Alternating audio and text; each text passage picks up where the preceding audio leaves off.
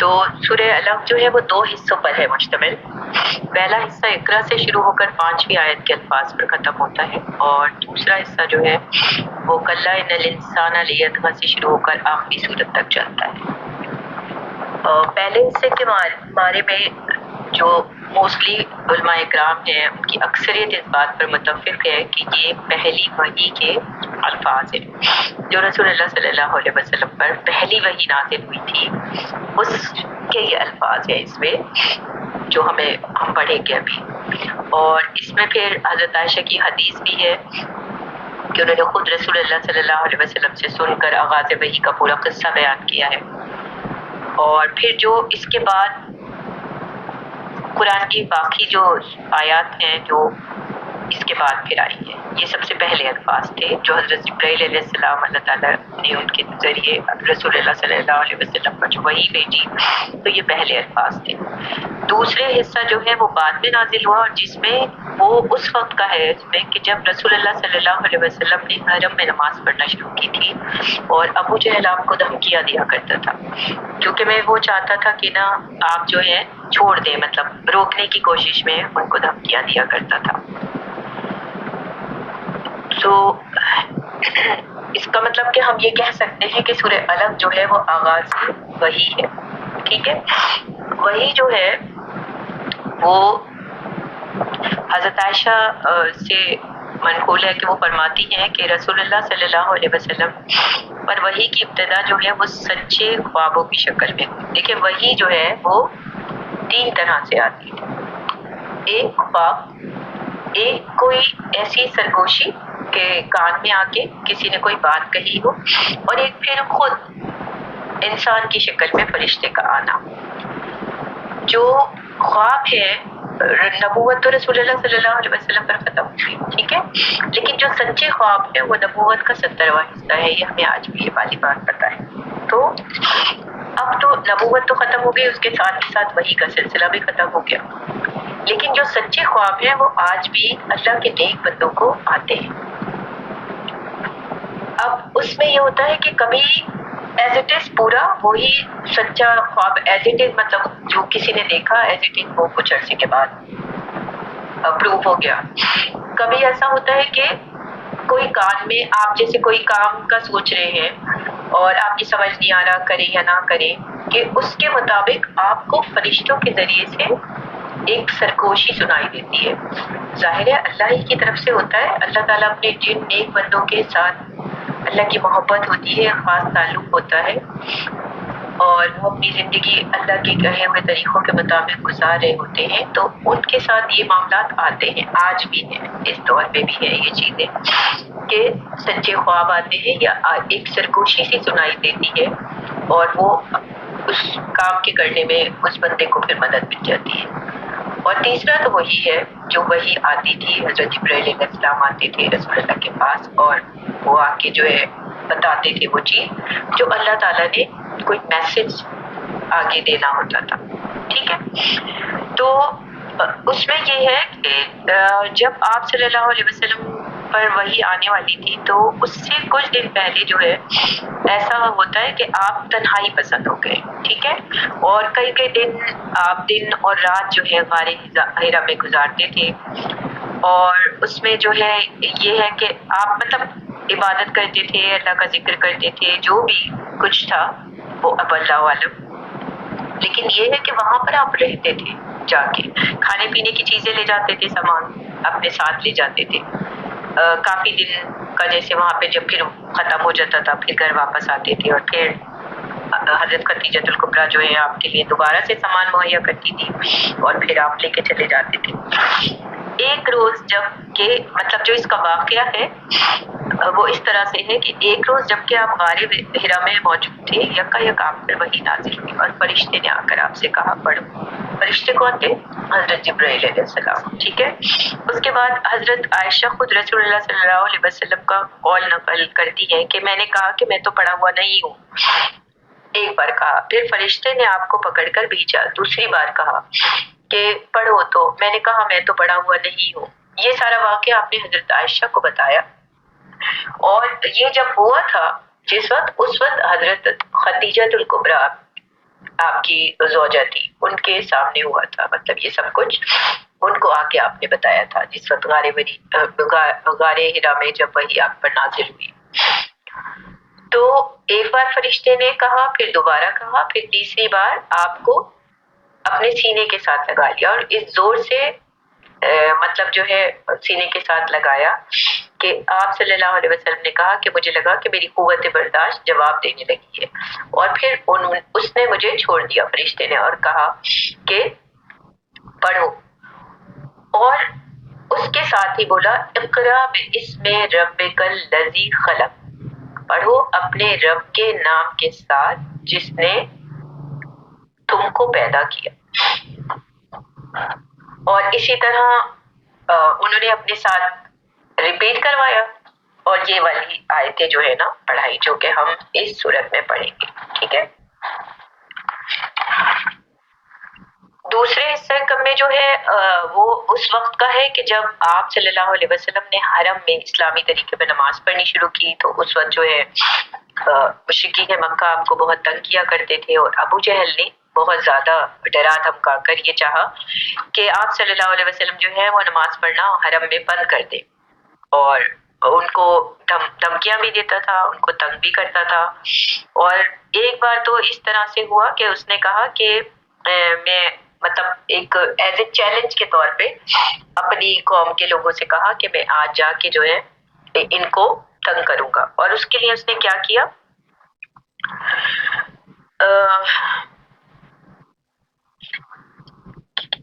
کہ میں ان کو جا کے تنگ کروں گا، اور میں ان کی جب وہ نماز پڑھیں گے تو میں ان کی گردن پر پاؤں رکھ دوں گا اور ان کا منہ زمین میں رگڑ دوں گا. حضرت ابو ہریرہ کا بیان ہے یہ.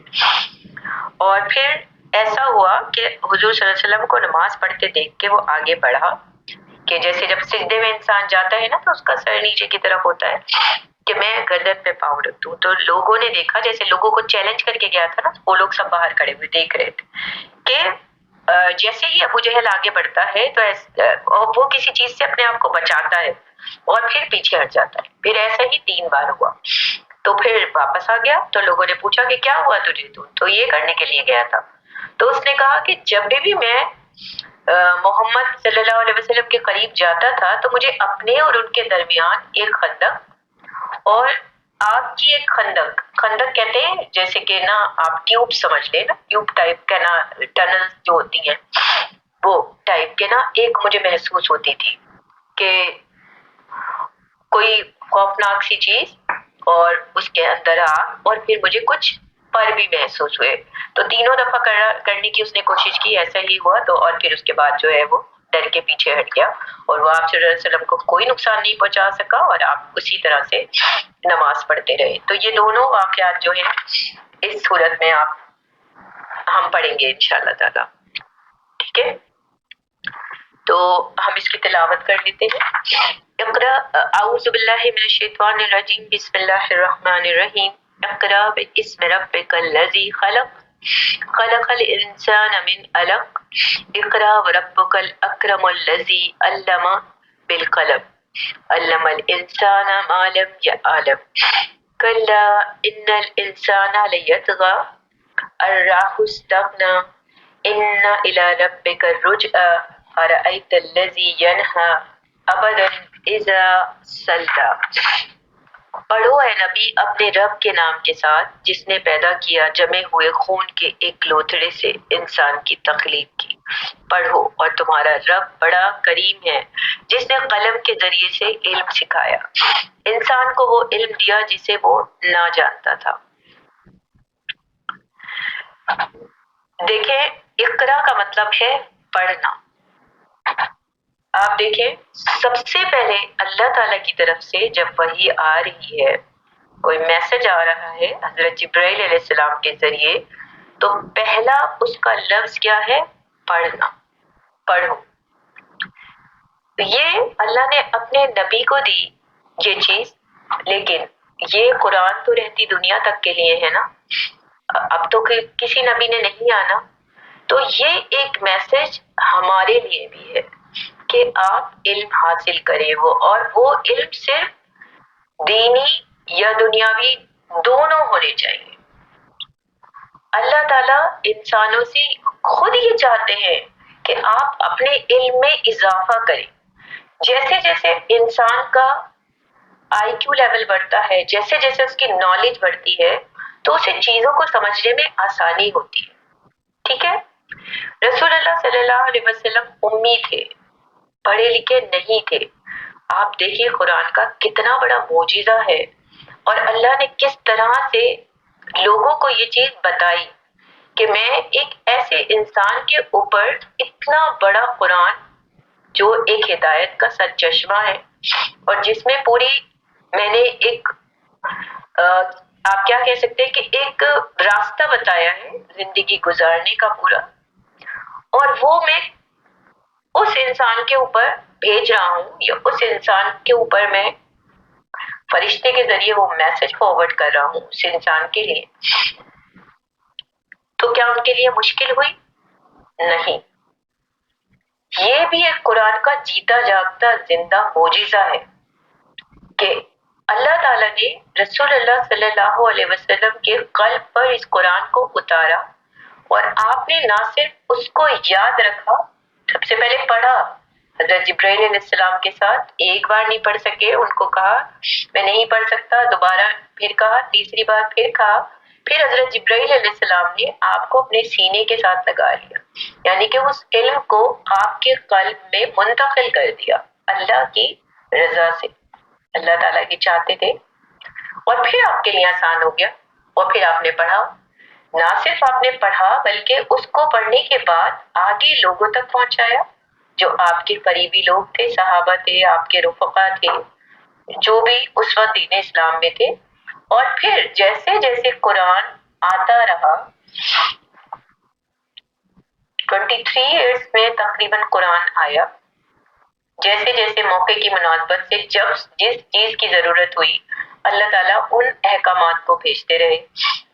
کسی موقع پر آپ پریشان ہیں، اس موقع پر آیتیں آ رہی ہیں. کسی موقع پر آپ کو کسی رہنمائی کی ضرورت ہے، اس موقع پر آ رہی ہے.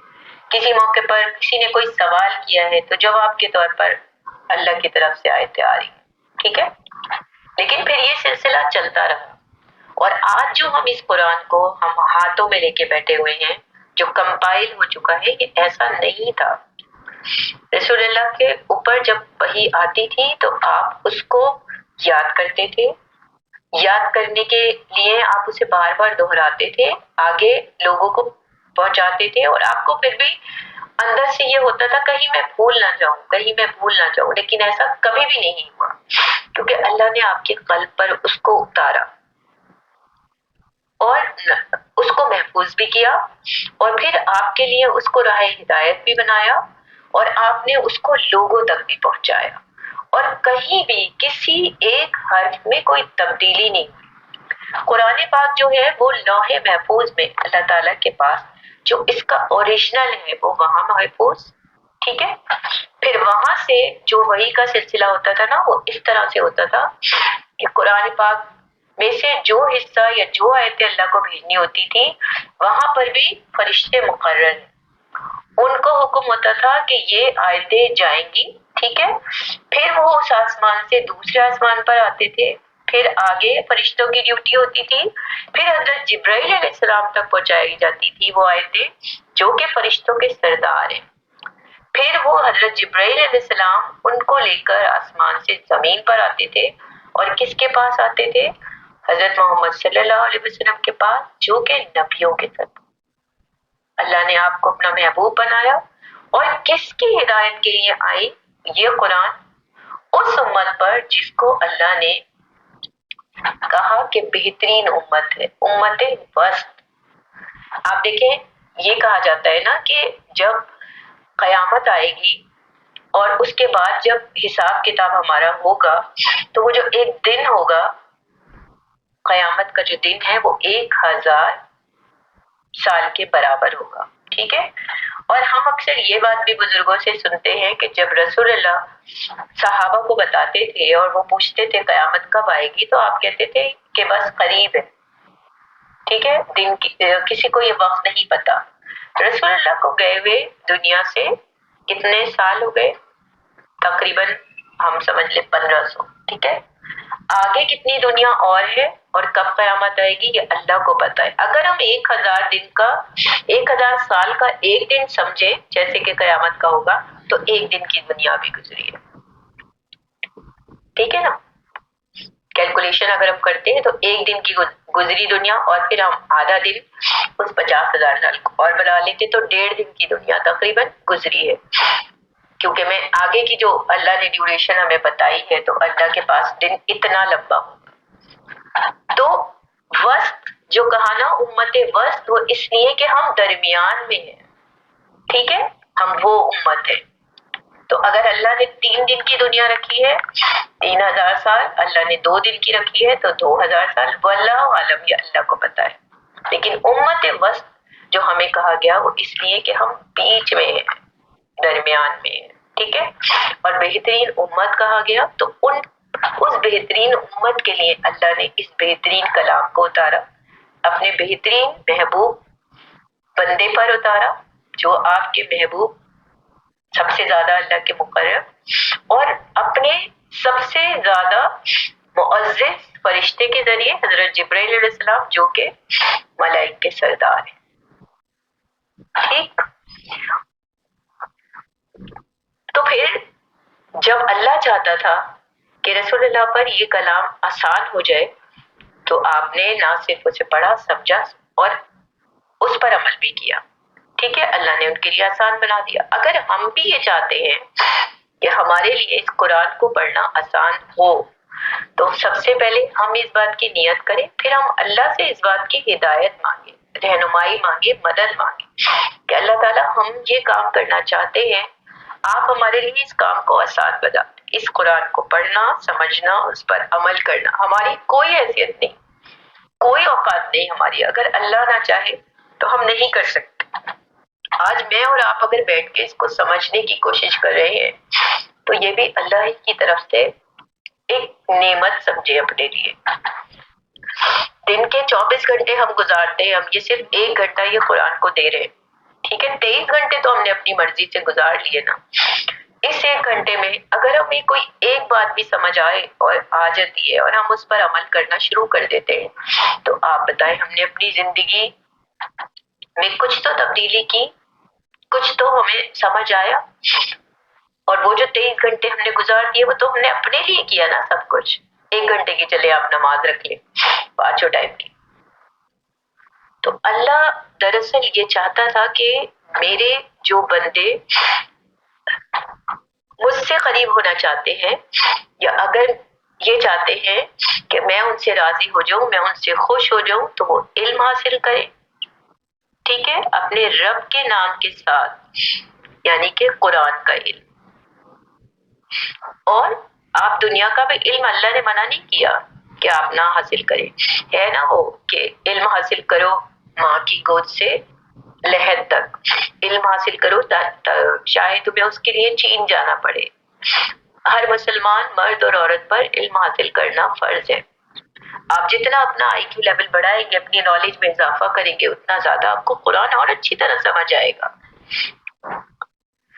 پھر اللہ تعالیٰ یاد دلا رہے ہیں کہ میں نے تمہیں بہترین خلق کیا، پیدا کیا، اور تم کیا تھے، تمہاری کیا اوقات تھی. ایک جمے ہوئے خون کے لوتھڑے سے میں نے پیدا کیا.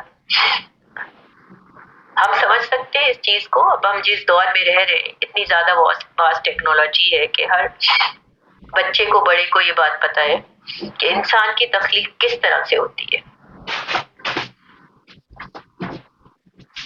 ایک خون کا جسٹ ایک لوتھڑا جس میں اللہ تعالیٰ آہستہ آہستہ جان ڈالتے ہیں. ماں کو بھی نہیں پتا ہوتا نا جب تک بچے کے اندر دھڑکن نہیں آ جائے کہ جو دنیا میں آنے والا ہے وہ زندہ بھی آئے گا یا نہیں آئے گا.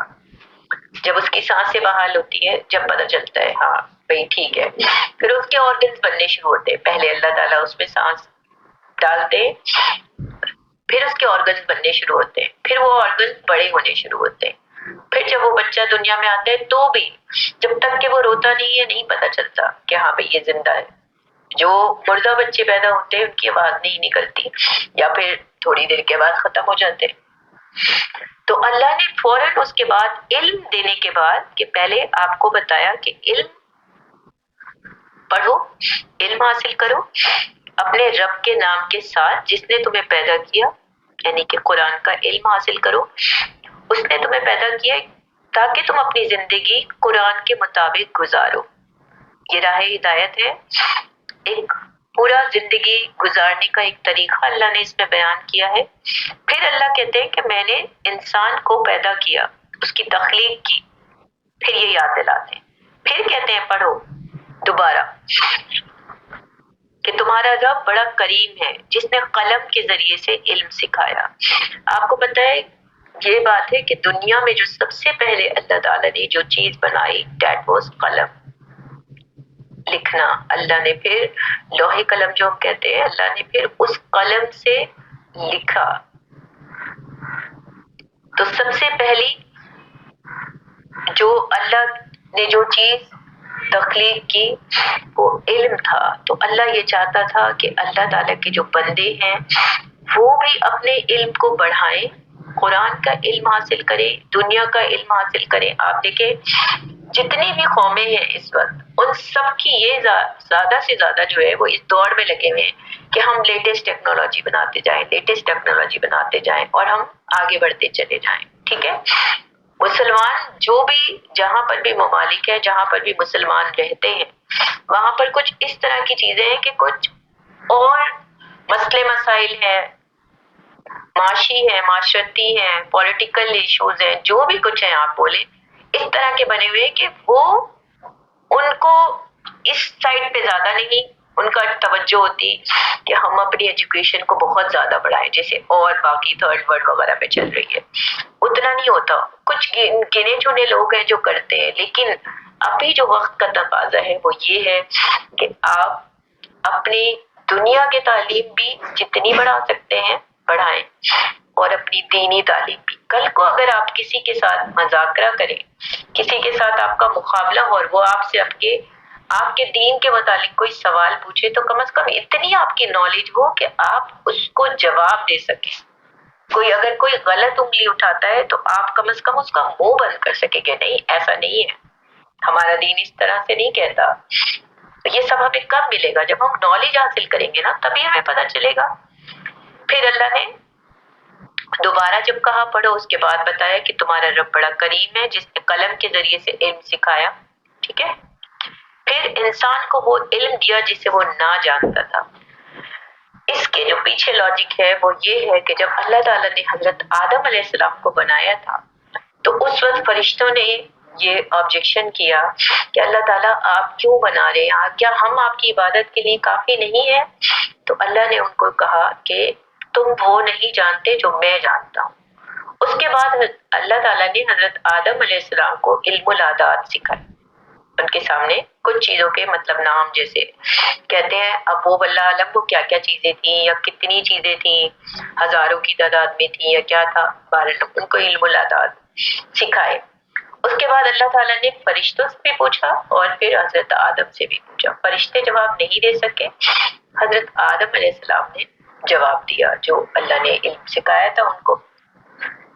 اس کی کیا وجہ تھی؟ حضرت آدم علیہ السلام کو اللہ تعالیٰ نے دنیا میں بھیجا، ٹھیک ہے، دنیا میں جتنے بھی علوم، مجھے ایسا لگتا ہے قیامت تک جتنی بھی ٹیکنالوجی، جتنی بھی سائنس جو بھی ترقی کرے گی، جو بھی ایجادات ہوگی، جو بھی انوینشنز ہوگی، یہ وہ سارا علم تھا جو اللہ تعالیٰ نے حضرت آدم علیہ السلام کو سکھا دیا تھا اس وقت۔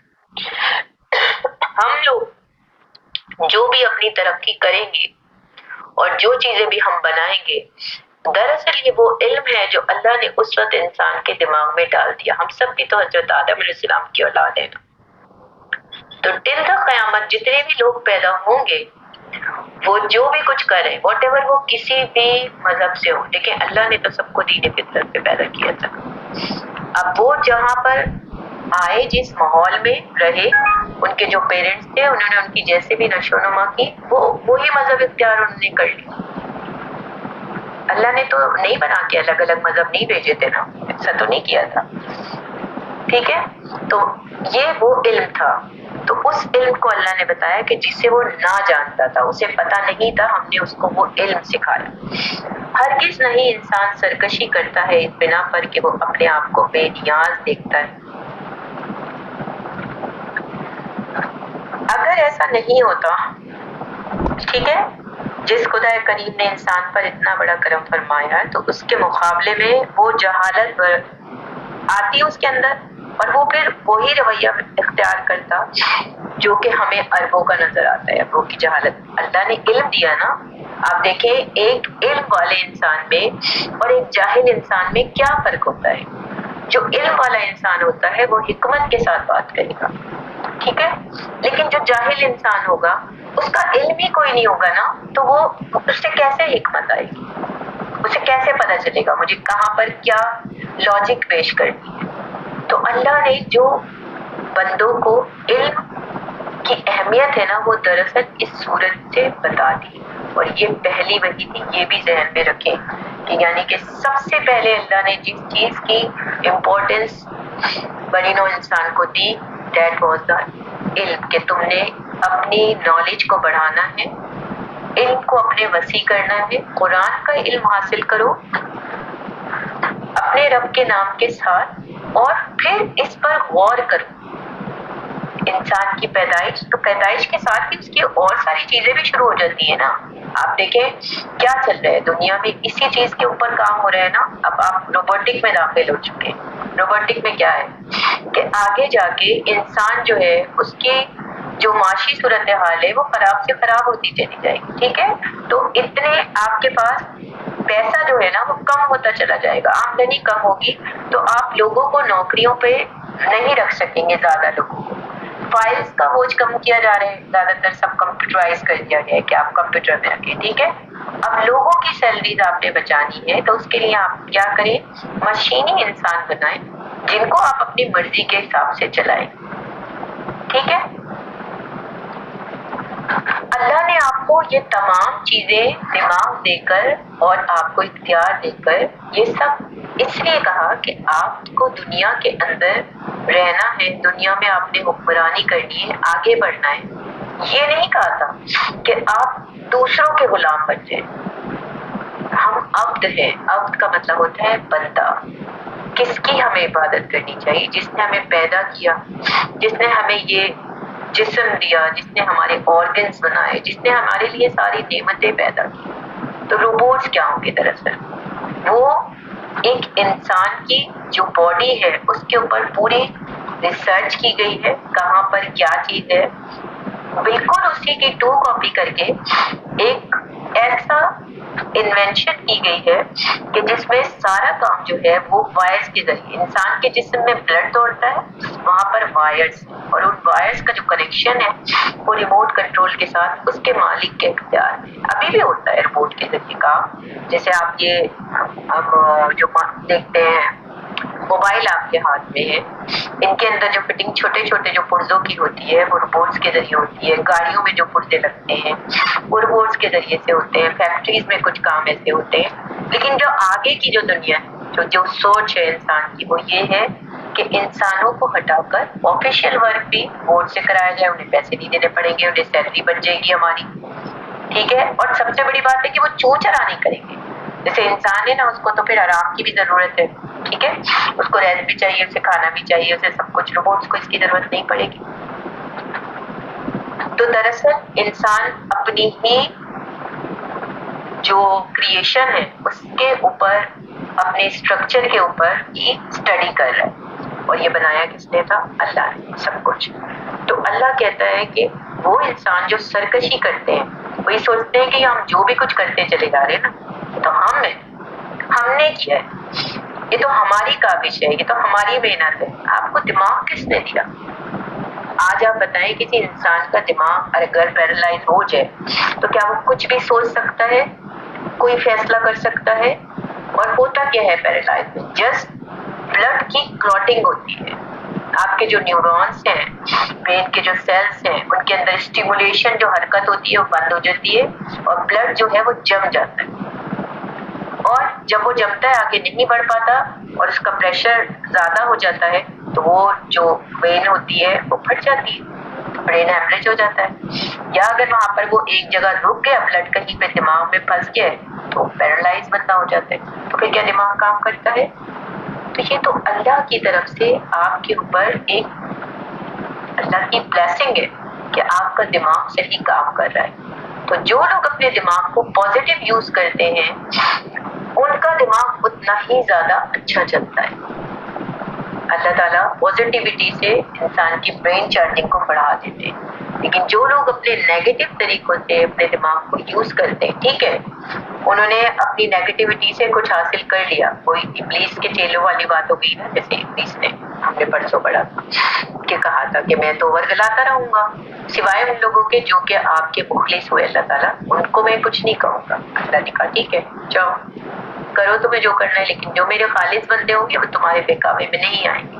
اور ایسی کوئی بے پناہ بے شمار لاکھوں مثالیں ہمیں پتہ ہے کہ ایسا ہوتا ہے.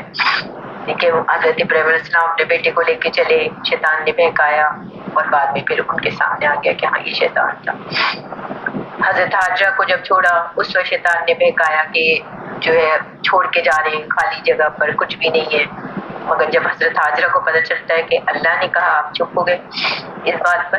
کہا ٹھیک ہے اگر اللہ کی طرف سے حکم ہے تو اللہ ہی ہمارا بندوبست بھی کرے گا. اور پھر کیسا بندوبست اللہ نے کیا کہ اس لہودک صحرا میں پانی نکلا، اور وہ پانی بھی ایسا جو آج تک جاری ہے. جبکہ آپ کو پتہ ہے میلوں میل دور پانی نہیں ہوتا صحرا میں. اور ایسے وہاں پر درخت ہوئے کہ پورے عرب سے جو ہے میں لوگ بزنس کے لیے آنے لگے. صحرا میں تو ورنہ درخت ہی نہیں ہوتے تھے، جب پانی ہوا تو درخت بھی ہوئے. تو اللہ کہتے ہیں کہ جو پھر سرکشی کرے گا اس کی ہمیں پرواہ نہیں ہے، ہم اس سے بے نیاز ہیں، وہ اپنے لیے ہی برا کرے گا. لیکن وہ یہ ضرور یاد رکھے کہ جب کبھی بھی وہ اس کی زندگی ختم ہوگی اس کو پلٹ کے میری ہی طرف آنا ہے. کوئی انسان بھی یہ چاہے کہ مرنے کے بعد بس میں قبر میں ہی رہوں، کیا ایسا پاسبل ہے؟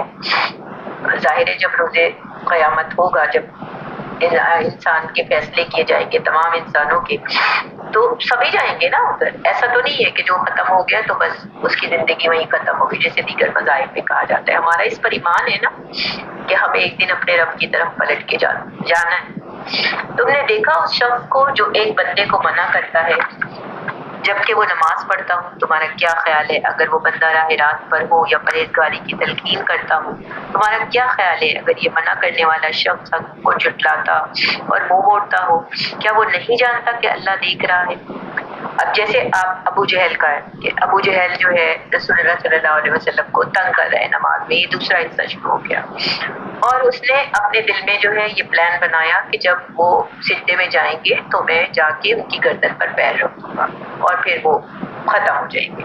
اور باقاعدہ اپنے جو پوری قوم کے لوگ تھے ان کے ساتھ بیٹھ کے اس نے یہ پلان بنایا اور ان سب کو تماشا دیکھنے کے لیے کھڑا کیا باقاعدہ. اور آپ صلی اللہ علیہ وسلم حرم میں نماز پڑھ رہے ہیں، ٹھیک ہے، تو آپ تو سیدھے راستے پر ہیں نا، اپنے رب کو یاد کریں. آپ کوئی کسی کو تنگ تو نہیں کر رہے تھے، آپ نے کسی کو پریشان تو نہیں کیا تھا اس نماز کے لیے، آپ تو خاموشی سے جا کے حرم میں نماز پڑھ رہے تھے. کیا آپ کے رب اب چاہتا تھا کہ اب نماز حرم میں پڑھی جائے؟ تو اس نے کیا سمجھا کہ کیا وہ جو کرنا چاہے گا وہ کر سکے گا؟ کیا وہ کر پایا؟ اس نے بہت بار کوششیں کی، پتھر ڈال دیتا تھا راستے میں، گندگی ڈال دیتا تھا کہ نماز نہ پڑھ سکے. جب اس دن وہ یہ کرنے کے لیے گیا تو جیسے ہی وہ جاتا تھا قریب، رسول اللہ تو سجدے میں، تو اسے لگتا تھا کہ ایک آگ کا لپٹ اس کی طرف لپٹے آ رہی ہے. اور اس نے پر بھی دیکھے، پر بھی محسوس کی. ایک بار وہ پیچھے ہٹ گیا، پھر دوبارہ آ گیا، 3 بار جب ایسا ہوا تو پھر وہ ڈر کے واپس چلا گیا.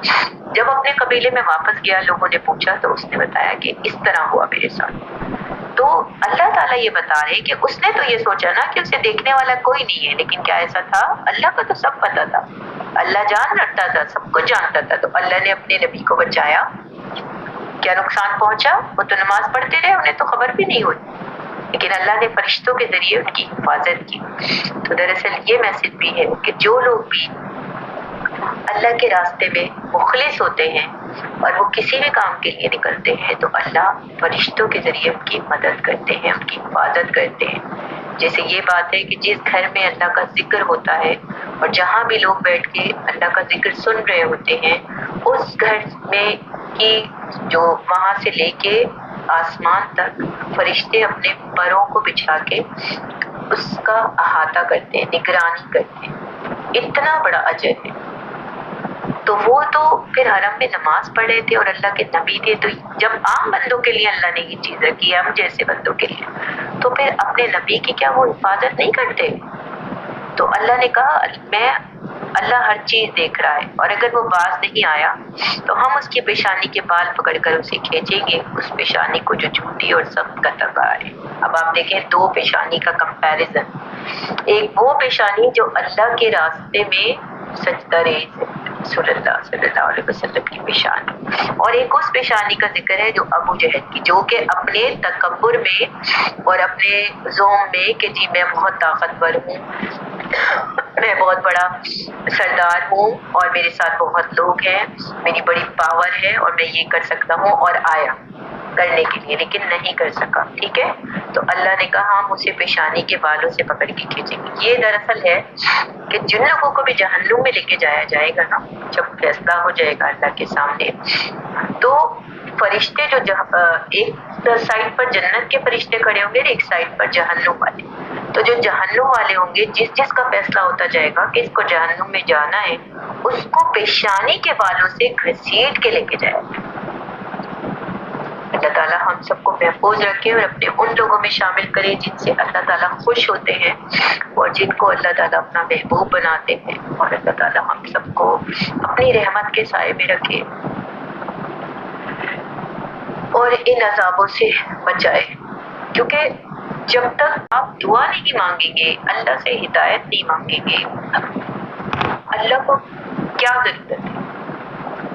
یہ وہی بات ہوگی نا کہ اگر ہم چاہتے ہیں کہ ہمیں اچھے نمبر ملے تو ہمیں محنت کرنی پڑے گی نا، زیادہ اچھی پرسنٹیج حاصل کرنے کے لیے زیادہ محنت کرنی پڑے گی، اور اگر کم محنت کریں گے تو آپ کی کم گریڈ آئیں گی، اور اگر آپ نے نہیں محنت کی تو بعد میں آپ پکڑ کے چاہے جتنا بھی روئیں پیٹے کچھ بھی کریں کہ آپ کا رزلٹ چینج ہو جاتا ہے۔ آپ چاہے لاکھ گالیاں دیں کہ ایگزامنر نے میرے نمبر کم کر دیے، میں نے تو بہت اچھا لکھا تھا، لیکن جو آپ کی کاپی پہ نمبر مل گئے، جو آپ کی رپورٹ کارڈ پہ نمبر آ گئے، مارک شیٹ میں آ گئے، وہ چینج تو نہیں ہوتے نا۔ بالکل اسی طرح سے ہے کہ اگر اس بندے نے میرے بندے کو، میرے نیک بندے کو تنگ کیا تو میں اس کی پیشانی کے بالوں سے پکڑ کر اس کو آگ میں ڈال دوں گا۔ وہ پیشانی کے جو جھوٹی ہے اور سخت خطا کار، جھوٹی مطلب کہ وہ جھوٹ بولا کرتا تھا، خطا کار کہ اس نے بڑے سے بڑے گناہ کیے، اور دیکھیں دوسری سائڈ پر وہ پیشانی جو سجدہ کرتی ہے، بولتے ہیں نا سجدے کا، جو بھی آپ کے اعضاء جو زمین پر لگتے ہیں نماز کے درمیان، وہ سب چمک رہے ہوں گے اس سے، اور سجدے کے نشان آ جاتے ہیں اکثر لوگوں کے، دیکھا ہے نا ماتھے کے اوپر آ جاتے ہیں جو بہت زیادہ نماز پڑھتے ہیں، وہ سب سے دور نکلے گا۔ تو آپ دیکھیں دونوں پیشانیوں کا کمپیریزن آپ دیکھیں، وہ بلا لے اپنے حامیوں کی ٹولی کو، ہم بھی عذاب کے فرشتوں کو بلا لیں گے، ہرگز نہیں اس کی بات نہ مانو اور سجدہ کرو، اپنے رب کا قرب حاصل کرو۔ اب یہ اس وقت ہوتا ہے جب انسان کو بہت زیادہ زوم ہوتا ہے نا، تو یہ سوچتا ہے کہ جو میرے انڈر جو لوگ ہیں نا، جب میرے اوپر کوئی مشکل وقت آئے گی میں انہیں بلا لوں تو وہ میری مدد کے لیے آ جائیں گے۔ تو ابو جہل بھی اس وقت کے حساب سے بہت زیادہ جو ہے ایک بارو شخصیت اور بڑے اس کا سردار تھا قوم کا۔ تو اللہ تعالیٰ کہتے ہیں کہ اب جب ہم اسے جہنم میں لے جائیں نا، بلا لیں وہ اپنے حامیوں کو، تو کیا کوئی مدد کر سکے گا؟ کوئی بھی نہیں۔ جس نے جو بھی اعمال کیے ہیں اسے اس کی سزا مل کے رہے گی، چاہے وہ اپنے کسی رشتہ دار کو آواز دے، چاہے وہ اپنے کسی کو بھی آواز دے جس کو جو ہے بہت دنیا میں وہ کیا کرتا تھا، بہت زیادہ عزت دیتا تھا، ہر کوئی اپنے اعمال کا خود ذمہ دار ہوگا، اور اگر وہ یہ کرنے کی کوشش کرے گا تو ہم بھی عذاب کے فرشتوں کو، عذاب کے فرشتے کہ اس سے عذاب دینے کے لیے جو آئیں گے نا فرشتے، یہ ان کا ذکر ہے۔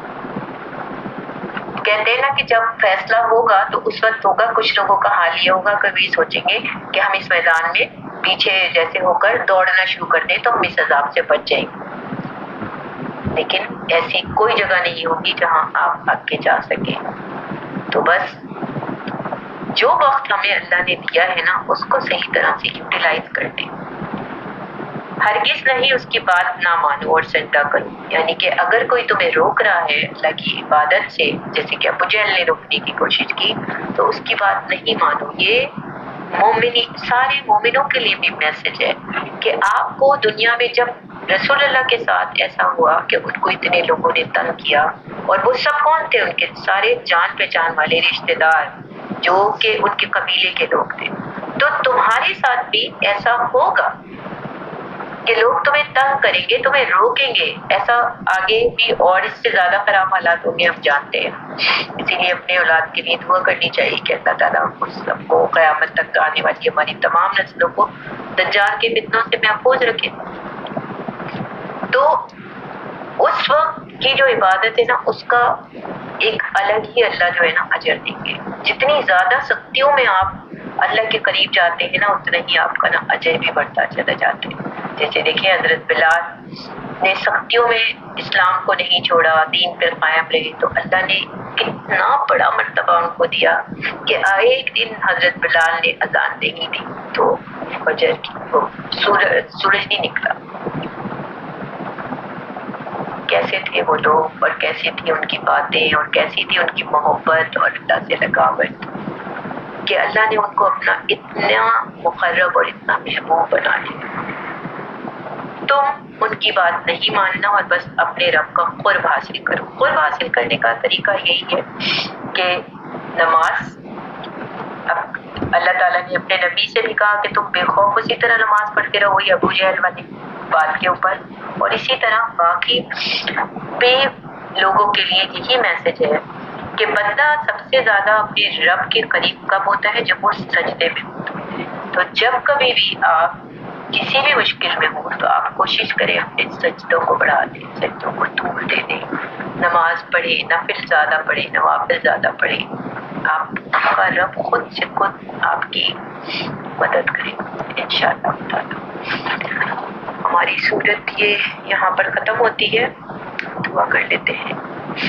بسم اللہ الرحمن الرحیم، الحمد للہ رب العالمین، الرحمن الرحیم، مالک یوم الدین، ایاک نعبد و ایاک نستعین، اہدنا الصراط المستقیم، صراط الذین انعمت علیہم غیر المغضوب علیہم ولا الضالین. اللہ تعالیٰ ہم نے جو بھی یہ قرآن پاک پڑھا سمجھا، اس کو سمجھنے کی کوشش کی، اس میں ہم سے کوئی غلطی ہوئی ہو چھوٹی بڑی، اس کو معاف کر دیجیے اور اس کو قبول و مقبول فرمائیے گا، اور اس کا ثواب تمام مسلمانوں کو حضرت آدم علیہ السلام سے لے کے روز قیامت تک جتنے بھی لوگ دنیا میں آئے ان سب کو، جو مر بھی جا چکے ہیں ان سب کو، اور مرنے کے بعد ہمیں بھی اس کا ثواب پہنچائے. اللہ تعالیٰ اس قرآن پر عمل کرنا ہمارے لیے آسان بنا دیجیے. اس قرآن کو ہمارے دلوں کا وسیلے کی برکت کر دیجیے. ہم نیک عمل کرنا چاہتے ہیں، کام کرنا چاہتے ہیں، لیکن شیطان ہمارے دل میں شر اور وسوسہ ڈالتا ہے. اللہ تعالیٰ ہم آپ سے اس بات کی دعا کرتے ہیں، پناہ مانگتے ہیں شیطان کے شر سے، انسانوں کے شر سے، حاسدین کے، جنات کے، شیاطین کے، اور آپ کی پناہ میں آنا چاہتے ہیں. اللہ تعالیٰ ہماری قیامت تک آنے والی تمام نسلوں کو دجال کے فتنوں سے محفوظ رکھیے گا. ہم آپ سے وہ تمام خیریں مانگتے ہیں جو رسول اللہ سے اللہ علیہ وسلم نے مانگی، اور ان تمام شر سے پناہ مانگتے ہیں جو رسول اللہ صلی اللہ علیہ وسلم نے مانگی. اللہ تعالیٰ آپ نے جس طرح اس صورت میں علم کی اہمیت بتائی، اللہ تعالیٰ ہمیں بھی وہ علم نافع جو دوسروں کو فائدہ پہنچا سکے ایسا علم ہمیں بھی عطا کیجیے گا.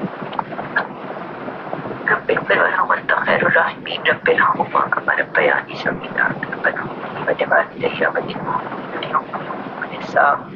ربنا آتنا فی الدنیا حسنۃ وفی الآخرۃ حسنۃ وقنا عذاب النار وقنا عذاب الحشر وقنا عذاب النار. اللہم انی اسألک جنۃ الفردوس واعوذ بک من النار. جب تمہیں واپسی ہو یا اللہ رب لا الہ الا اللہ. السلام علیکم ورحمۃ اللہ وبرکاتہ.